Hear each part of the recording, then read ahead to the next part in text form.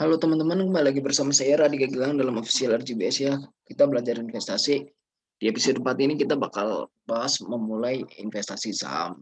Nah, sebelumnya kita udah belajar basic tentang cara berinvestasi, instrumen investasi, dan contoh investasi reksadana dan juga saham. Nah, kita bakal memulai investasi saham. Nah, bagaimana sih cara memulai investasi saham?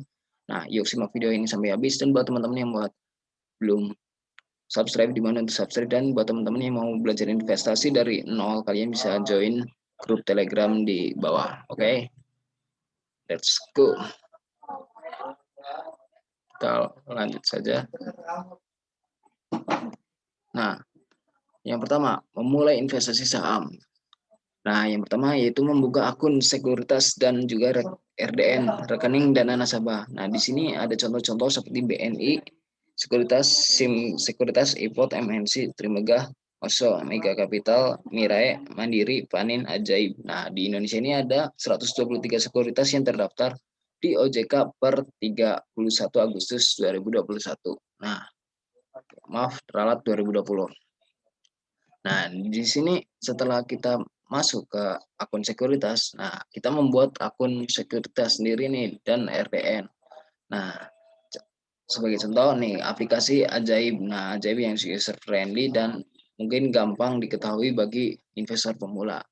Nah, cara daftarnya cukup gampang, beberapa metode seperti isi data diri, terus pembukaan rekening. Nah, ketika rekening Anda sudah jadi, rekening RDN-nya sudah jadi, nah, kali ini sudah mulai bisa berinvestasi. Nah, enaknya lagi nih, buat teman-teman yang mau saham gratis, kalian bisa pakai kode referral RADI 966 nih. Jadi kalian ketika setelah investasi, nah kalian bakal bisa dapat saham gratis dengan cara menukarkan koin yang telah didapatkan melalui kode referral. Nah, di sini ada dua tampilan nih, ada mode terang dan juga mode gelap. Nah, buat teman-teman yang suka mode gelap, nah kalian cocok banget nih bisa pakai Ajaib, dan di sini ada mode gelap. Tapi buat teman yang nggak suka mode gelap, ada mode terangnya juga.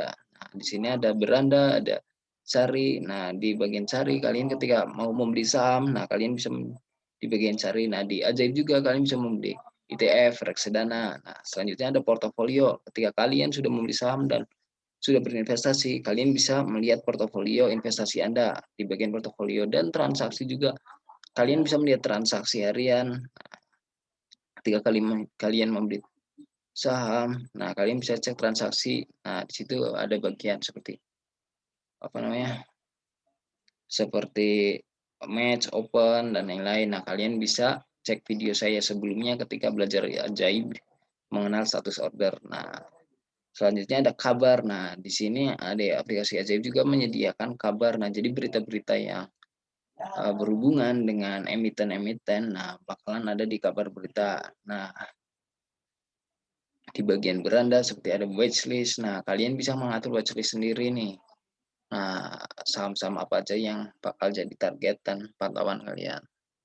Nah, setelah membuat akun dan RDN, nah kalian bakal memilih saham. Nah, di sini ada 700, lebih dari 700 saham yang dikelompokkan menjadi 37 indeks dan 12 sektor EDX. Nah, di sini ada contoh saham seperti Ali, Aba, Abda, ABM, nah Akses, nah itu dan lainnya. Nah, itu merupakan contoh kode saham. Nah, dengan Ali itu seperti perusahaan Astra Agro Lestari, dan ABBA yaitu Mahaka Media. Nah, indeksnya itu ada LQ45, JII, IDX, AD 30, ISSI, Kompas 10, nah Kompas 100. Nah, di sini kalian buat pemula, aku sarankan masuk LQ45, tetapi sesuai trading plan, sesuai investasi planning kalian, kalian mau beli saham apa, itu kembali kepada diri masing-masing sesuai analisis masing-masing. Nah, di sini ada sektornya, yaitu ada agrikultur, ada pertambangan, industri dasar, aneka industri, konsumen, properti, saham, infrastruktur, keuangan, dan perdagangan. Nah, buat teman-teman yang menggunakan Ajaib, nah kalian bisa nih mengecek sektor mana yang sedang naik. Nah, seperti hari ini ada pertambangan 1,63%, dan yang paling turun yaitu adalah infrastruktur 0,38%. Nah, keuntungan dan risiko investasi saham itu apa aja sih? Nah, bicara investasi, bicara pasti pengen yang namanya untung kan. Nah, tapi ada risikonya juga. Nah, kita bahas nih keuntungan dan risiko investasi saham. Yang pertama kita bahas keuntungan dulu nih. Keuntungan investasi saham itu ada capital gain dan juga dividen. Nah, capital gain dulu nih, saham capital gain apa sih? Nah, capital gain adalah selisih harga beli dan harga jual. Nah, harga jual harus lebih tinggi dibanding harga beli untuk mendapatkan capital gain. Nah, ketika kalian membeli di harga 4.000 dan kalian menjual di harga 4.350, nah kalian bakal mendapatkan capital gain sebesar 350 per lembarnya. Nah, di bagian dividen, nah dividen itu apa sih? Kita sudah bahas sebelumnya, yaitu dividen adalah membagi sebagian atau seluruh hasil usaha ke pemegang saham. Nah, di sini ada cash dividen atau total dividen yang dibagikan per lembarnya, yaitu ambil contoh aja ya, kita BBRI, kita samain aja seperti contoh-contoh sebelumnya. Nah, di sini ada cumulative debt atau tanggal pencatatannya. Nah, jadi kalian ketika ketika membeli saham di tanggal cumulative debt atau memiliki saham di tanggal cumulative debt. Nah, ini di sini artinya kalian memiliki atau membeli saham di tanggal saham BBRI di 5 April 2021, artinya kalian akan mendapat dividen. Nah, ketika ex-date, ketika tanggal 6 April, kalian membeli saham BRI, kalian tidak bakal mendapatkan dividen. Nah, dan ketika kalian menambah jumlah lot juga di saham BRI, kalian akan mendapat dividen sesuai dengan lot per tanggal 5. Nah, ada recording date, ada payment date. Nah, ketika kalian mendapatkan dividen, kalian tidak langsung mendapatkan di hari cumulative date atau hari pencatatnya. Kalian bakal mendapatkan di tanggal 28 April 2021 sesuai dengan payment date-nya. Nah, perhitungannya gimana sih? Nah, dividen BBRI ada 98,91. Nah, itu per lembarnya ya. Nah, ketika kita membeli saham, kita minimal membeli 1 lot atau 100 lembar. Nah, dengan begitu kalian bakal mendapat dividen sebesar 9.891 per lotnya atau 98,91 kali 100 karena 1 lot ada 100 lembar. Nah, kita next. Nah, resikonya tadi kita berbicara tentang keuntungan ya. Dan sekarang resiko dari investasi saham. Semua instrumen investasi pasti memiliki resiko ya. Nah, di sini ada kita ambil contoh sama aja BBRI ya. Ketika kalian membeli di harga 4.350 atau kalian membeli di 4.350 terus kalian menjual di harga 4.000, artinya kalian akan mendapatkan capital loss sebesar 350 per lembarnya. Nah, capital loss itu adalah selisih harga beli dan harga jual. Harga jual lebih rendah dari harga beli. Nah, kenapa kalian mendapatkan capital loss?